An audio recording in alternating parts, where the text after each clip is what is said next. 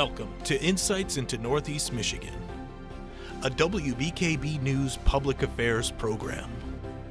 Insights deals with the issues affecting those within the community, as well as Northeast Michigan and the state. And now, Insights into Northeast Michigan.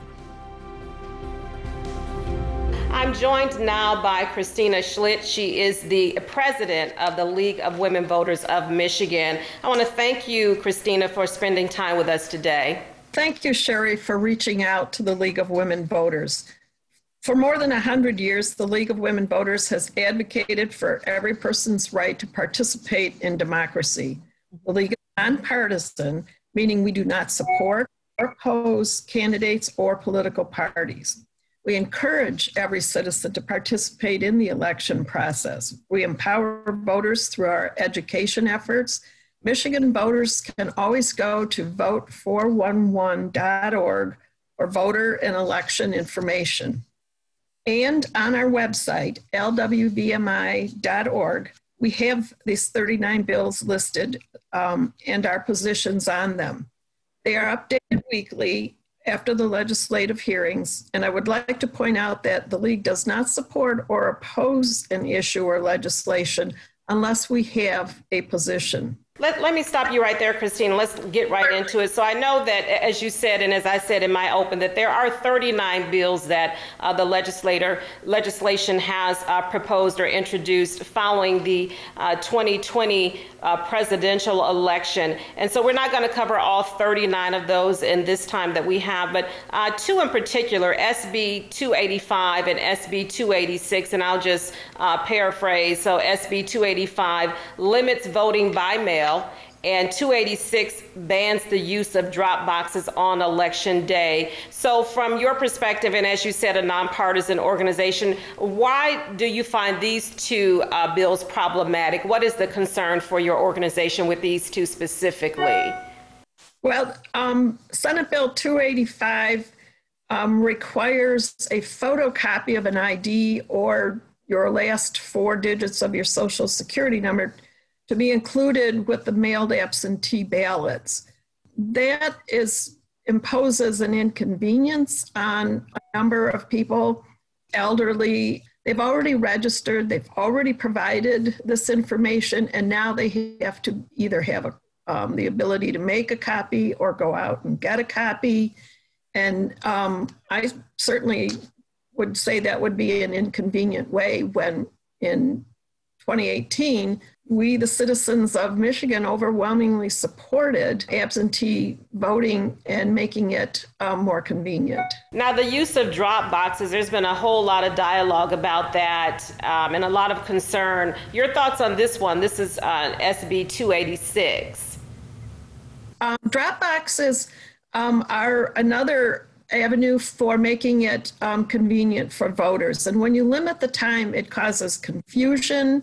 It makes it inconvenient for a voter. Now it's changed a little bit where it hasn't stopped the day before, but it does now say that you cannot use the drop boxes from 5 o'clock, or it stops at 5 o'clock on election day. The polls, that's 3 hours before the polls close, which can be confusing. And if you're on your way to work or you're working two jobs and you know that the polls are open to 8 o'clock, but the drop boxes are unavailable at 5 o'clock. Right. Makes it difficult, and you're disenfranchising a voter. Understood. And earlier you said that your organization, that you update the activities surrounding these proposed bills on a regular basis. Was your organization surprised to see this 39 bills proposed? Were you surprised at where we've come to now following the 2020 presidential election? Oh, absolutely. The 2020 elections were probably the most secure. They've been validated by more than 250 audits, some of which are part of the Michigan Constitution. And it was more secure, more fair, for more people going out to vote and more people using the opportunity to vote absentee in a pandemic. Mm-hmm. That it's surprising that the legislature and some citizens are perpetuating the big lie that this was somehow stolen. You know, the fraudulent claims are unfounded. These bills are all making that confusing because it still is perpetuating the lack of integrity in the process. And we have substantiated it. The Secretary of State, the election officials at county levels, municipal levels have all substantiated the fact that it was a secure and fair election. Yeah, there's been a lot of discussion around that. And the time that we have remaining, Christina, tell us how people can get involved with your organization. I know that you said obviously that you're nonpartisan, and we know now that so many people want to have a voice and be engaged and perhaps volunteer their time and just learn a little bit more about our electoral process. How can people get involved with your organization at the state level or even at their local level? If you go to our website, lwvmi.org, we have 28 local leagues. So in your area, you'll be able to reach out to them either to become a member or volunteer in some of the activities. If you go to those websites, you will see a list of the activities that they have scheduled. You'll see their calendar.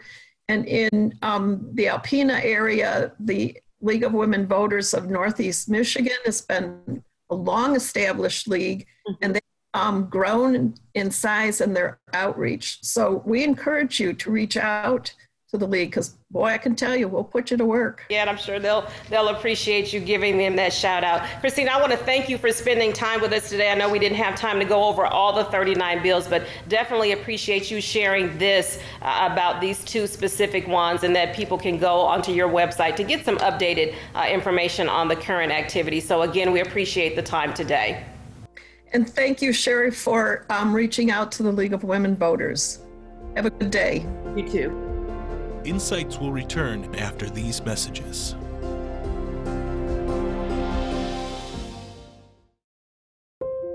Welcome back to Insights. We're joined now by Marion Sheridan. She is co-founder of the Michigan Conservative Coalition. Marion, thank you for spending time with me today. Thank you. Thank you for inviting me.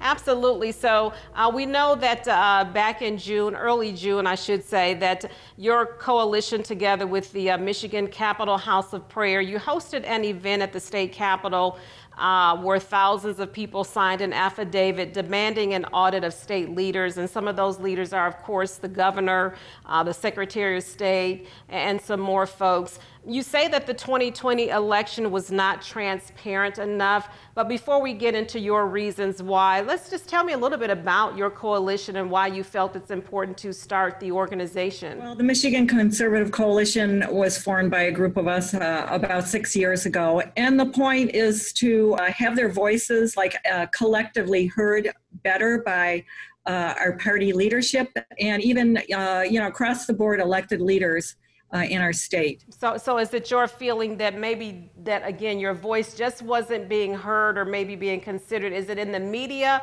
or even in your party platform together? In both ways. If people join together, have their voices heard, they work together to achieve the goals that they're looking to achieve as governed people. And so that the thousands of people that signed this affidavit, that's a whole lot of heavy lifting to get that many people to sign an affidavit. What was some of the sentiment from those that were willing to sign it? What is it that you believe about the 2020 election was not transparent? Well, I think that a lot of people felt that due probably a lot to the pandemic, the restrictions on our election rules was really loosened to the extent that it could have invited an awful lot of foul play. So I think that people are very uncomfortable with what they saw happening. I was down at TCF Center. It certainly did not seem like any other election that I have been at, and I have worked as a poll challenger down at TCF before. Mm-hmm. It just was very unsettling what was happening down there. So I think people just have a lot of questions and a lot of uncertainty. Polling is showing at the very minimum 40%, but even upwards to 70% of the electoral population does not feel that the election was held in the most upright manner. We can't have that. It's like, as governed people, we have to have trust in our elected officials, and they need to restore that.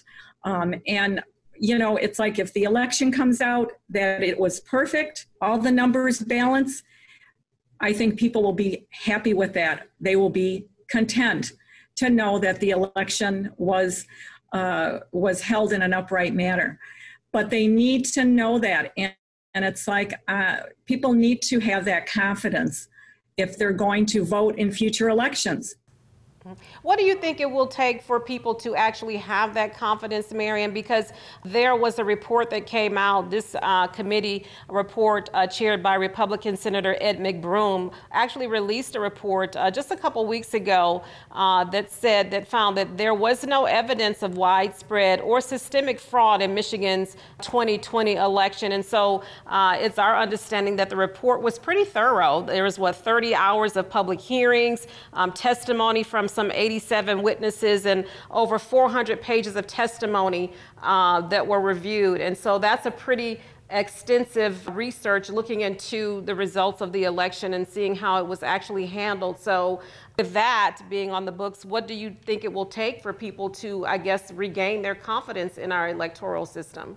Well, I think it's very unfortunate that Senator McBroom came out with that. I talked to Senator McBroom just days before the report, and I was asking him if he had any idea about the upcoming lawsuit, Ryan versus Benson, in regards to the massive amount of Zuckerberg money that was interjected into our elections. Michigan was one of the we received more grants than any other state, receiving over $10 million that went only to, it was a get out the vote effort in only certain areas. Now, by any means, it's like you and I are limited on the amount of money that we can donate to influence an election.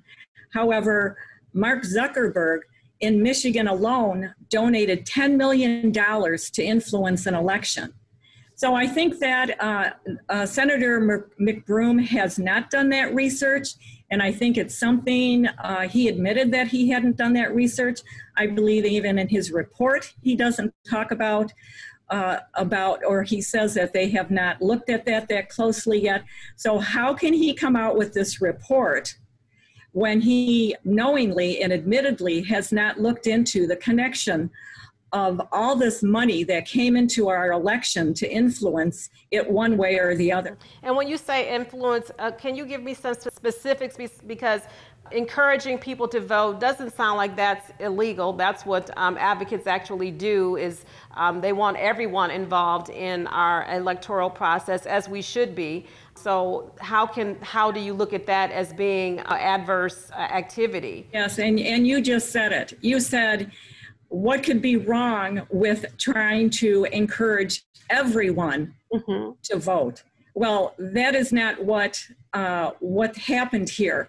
They only encouraged some people to vote, and massive amounts of money were spent to encourage only some people to vote and not all people to vote. Okay, and are there specific populations? Well, what are some of the demographics that money was definitely targeted to? Can you tell us that? Well, it seems that it was pretty much targeted to Democrat areas. So you are not encouraging independents to vote, Republicans to vote. You're only encouraging a segment that you agree with to vote. And that's where the problem comes in. So I think that, Senator McBroom was too quick with his report, and we hope that he will go back and look at all this funding that came into our state, that, like I say, you can't donate more than a certain amount to a candidate or to influence an election. Neither can I. why can a billionaire be allowed to donate? And I think that they're going to find that this was illegal. Well, Mary, we are out of time, unfortunately, today. We really do thank you and appreciate you for spending time with us today. I'm glad that we finally got a chance to connect. Yes, thank you so much, Sherry. All right, you have a great day. Insights will return after these messages. Welcome back to Insights. I'm joined now by Dr. Chris Haynes, public opinion expert and professor of politics and legal studies at the University of New Haven. Dr. Haynes, thank you for spending time with us today. Thank you for having me. Absolutely. Now, we have a lot to talk about. Let's just start here. What in the world is going on? Seems that we can't seem to move past the results of the 2020 presidential election. What is going on? You know, I really wish I could tell you that the answer is really simple and it has to do with one specific thing. But to be honest, that has to do with a lot of things. Mm-hmm. You know, first of all, you have the leaders, you have the media elites that a lot of Republicans listen to, telling a contradictory message, sending messages about the validity of this last election, saying that it was stolen, saying that there was fraud, etc. You know, what we know from previous research is that people do tend to listen to and follow people they trust on the media. And that includes people like President Trump. It includes news broadcasters on places like Fox News. And so that is one important thing that we need to keep in mind, is that, you know, the people that they trust are saying a different thing.